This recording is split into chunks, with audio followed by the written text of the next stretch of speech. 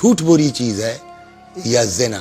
دین کہتا ہے زنا گناہ ہے مگر ہلکا ہے، جھوٹ سے ہلکا ہے. جی. کہ عموماً ہم کو اگر کسی نے گالی دی تو جواب میں اینٹ کا جواب پتھر. پتھر نا. دیکھیے اگر ہم جواب دیتے ہیں تو بھی لاکھ اس نے ہم کو گالی دیا، امام نے کیا فرمایا؟ ہم اہل بیت کا طریقہ یہ نہیں، اس لیے ولو یہ کہ شروع آپ نے کیا ہے مگر میں اگر جواب دیتا ہوں تو میں بھی گناہ گار ہوں. چنانچہ پیغمبر فرماتے ہیں المتصابان شیطانان، آپس میں گالم گلوچ کرنے والے اچھا دونوں شیطان ہیں. یعنی آپ کل کو قیامت میں ہم یہ کہہ کے نہیں بچ سکتے کہ صاحب ہم کو عرفان گالی بک رہے تھے، ہم کیا کرتے؟ جواب میں ہم بھی کھڑے ہو گئے. نہ، ہم جواب نہیں دے سکتے کسی بھی قیمت پر. ہم تو بڑھ چڑھ کے دیتے ہیں. وہ اپنی زبان خراب کرے نا. آپ کیوں خراب کرتے؟ تو یہ ایک گناہ ہوا جو ہماری زبان سے ہوتا رہتا ہے اور بالکل نقل محفل کے طور پر ہو گیا ہے، کوئی جیسے جرم ہی نہیں. اسی طرح کا دوسرا گناہ جس کو ہم اتنا بڑا گناہ نہیں سمجھتے جبکہ بہت بڑا ہے، جس کا نام ہے، کیا ذکر کیا ابھی آپ نے؟ جھوٹ. چوری کر لے گا آدمی، زنا کر لے گا آدمی. میں اپنی بات کرتا ہوں. فرض کیجئے وسیع حسن صاحب چوری کرتے ہوئے پکڑے گئے، اس کے بعد جانتے ہیں کیا ہوگا؟ وسیع حسن صاحب ون پر بینڈ. کیوں؟ کہنے صاحب چور آدمی، امامہ لگانے سے کیا ہو؟ چور آدمی کو ہم اپنے جو ہے وہ چینل پر آنے دیں گے؟ خدا نخواستہ، معاذ اللہ، استغفر اللہ، خاتم بدین. وسیع حسن صاحب زنا میں مبتلا پائے گئے، پکڑے گئے. بینڈ لگے گا نہیں لگے گا؟ نہیں، یہ کہ ون قوم بینڈ لگا دے گی، ممبر پہ نہیں آ سکتے، یہاں نہیں ہوگا، نہیں ہوگا.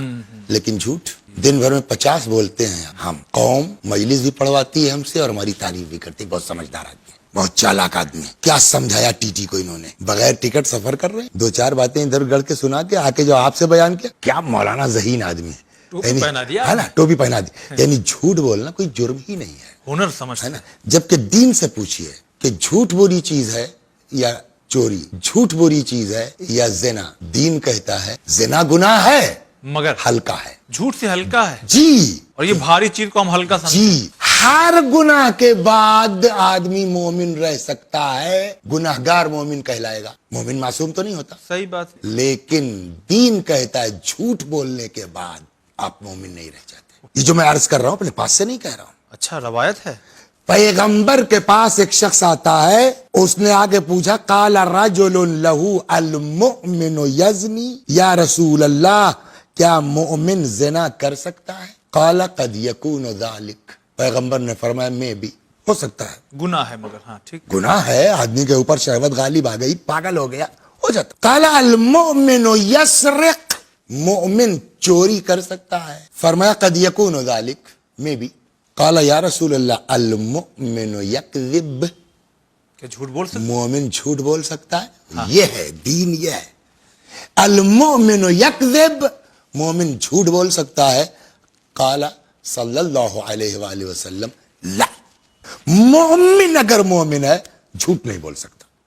ظاہر سی بات ہے کہ اس کو تعجب ہوگا نا، اس لیے کہ ہمارے جیسا سماج تو وہ بھی تھا کہ جہاں چوری بڑا گناہ ہے، جہاں زنا بڑا گناہ ہے، جھوٹ عام طور پر جائز ہے، چل رہا ہے، رائج ہے، اس کو بھی لگتا ہے تعجب ہوا ہوگا.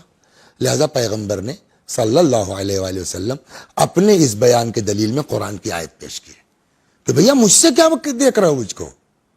قرآن کہہ رہا ہے جھوٹ کون لوگ بولتے ہیں.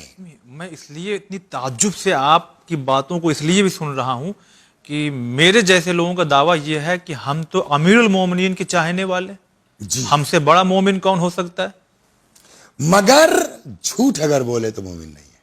پھر زبانی دعویٰ ہے. سورہ مبارکہ نحل آیت نمبر 105 رسول اللہ نے اس وقت تلاوت فرمائی جب اس نے پوچھا مومن مومن، کہاں چوری کر سکتا ہے، زنا کر سکتا ہے، جھوٹ نہیں بول سکتا، نہیں بول سکتا. تو اس کو بھی تعجب ہوا ہوگا نا. لہذا پیغمبر نے فرمایا قال اللہ تعالی، خدا فرماتا ہے انما یفتر الکذب الذین لا یؤمنون، جھوٹ وہ لوگ بولتے ہیں جو مؤمن نہیں ہوتے. یہ آیت ہے قرآن کی، اس میں نہ کسی بحث کی ضرورت ہے نہ کسی دلیل کی ضرورت ہے. قرآن کہہ رہا انما یفتری الکذب الذین لا یؤمنون، جھوٹ وہ لوگ بولتے ہیں جو مؤمن نہیں ہوتے.